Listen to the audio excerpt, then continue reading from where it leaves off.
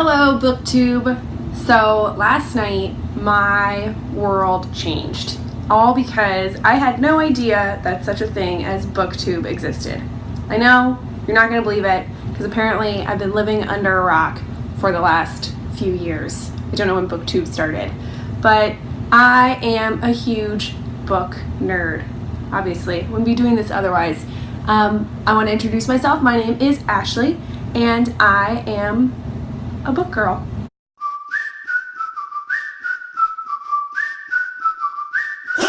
I am a Foreign Service officer. So what is that? Basically, we are people who travel around the world and we work for the Department of State and we help American citizens and we report on political events and economic events and things like that. But here we are now. The problem with this lifestyle that I live is that I don't get to carry all of my books with me all the time. So since I'm in training, I have only like a couple suitcases worth of things, maybe a little more. You keep buying stuff. So I only have like one shelf worth of stuff. But trust me, I have boxes and boxes and boxes in storage of all of my books.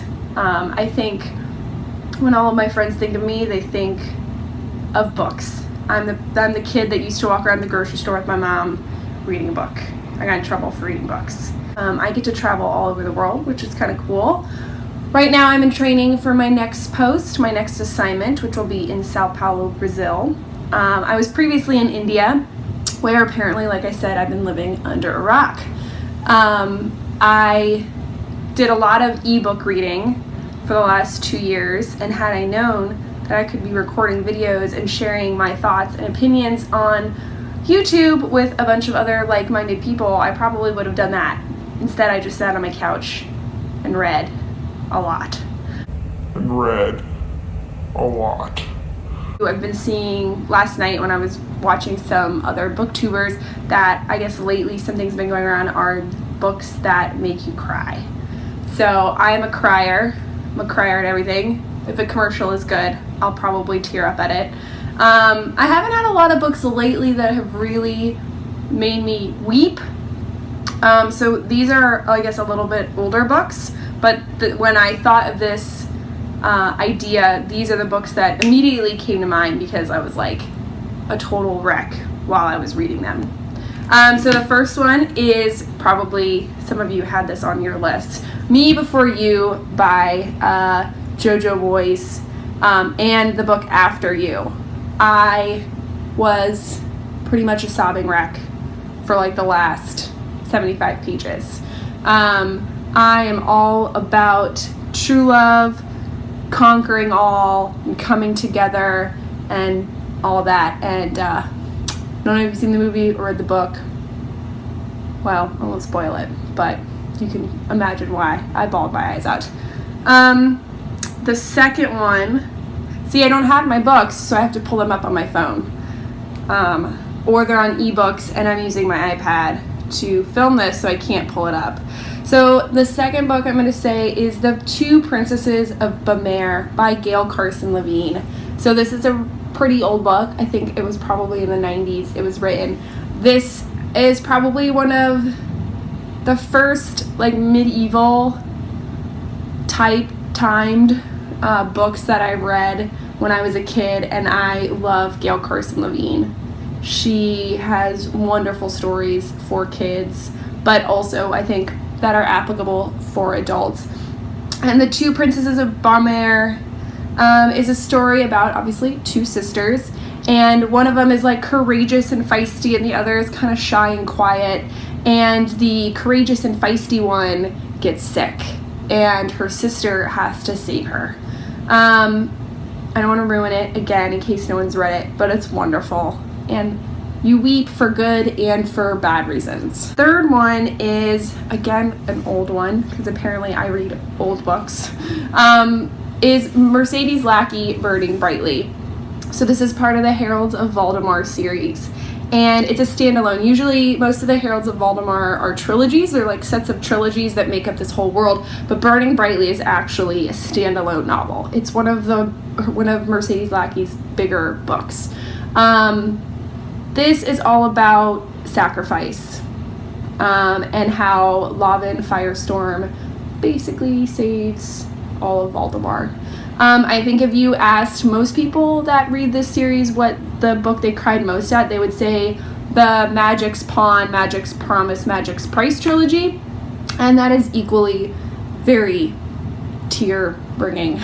But Brightly Burning, was like I sat on the couch and just sobbed at the end of it.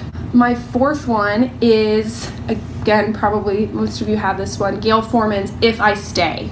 And again, even the second one, Where She Went.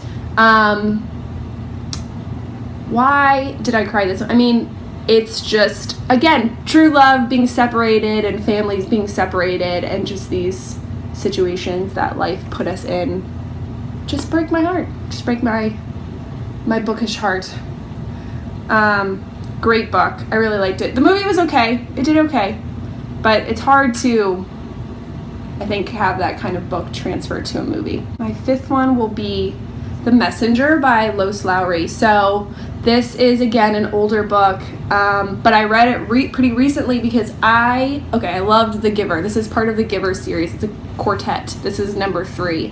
I loved The Giver. I think I read it in like 7th grade, and it blew my mind, and it probably created my love of dystopian futures. Most of my favorite books are either fantasy or dystopian. And I got Gathering Blue, which is the second one, I think a couple years after that, and then I couldn't find the rest of the quartet. I knew that she was going to be writing more books, but I never saw them. And then I finally must have been searching Amazon and realized that book 3 and 4 had come out. So I bought the whole quartet because I actually didn't have a copy of The Giver. What is that? So I've binge read all 4 again, and The Messenger is actually the shortest of the 4, but it's so good. Again, when people sacrificing themselves essentially breaks my heart. Read it. Read the series, the quartet. Just how the whole world intertwines is just amazing. And finally, I'm gonna do Dreams of Gods and Monsters by Laini Taylor. So this is the 3rd in the Daughter of Smoke and Bone series. This writing, and I'm sure, again, the series I think has been going around for a while now. This writing is some of the most beautiful writing. I mean, I think even if you don't like the book, you can recognize just how beautiful Laini Taylor creates this world. Why did I sob? Again, the whole sacrificing, true love separated, how does that not break your heart? So I'm not gonna, again, spoil it because it does get better. But it's a wonderful series, absolutely beautiful. I cannot highly recommend it enough. I can't wait till I can get this in hardcover and not just have it as an ebook because it's just a beautiful piece of literature. And that's it. So thank you for watching, if you watched. Thank you for welcoming me to the booktube community. See you later.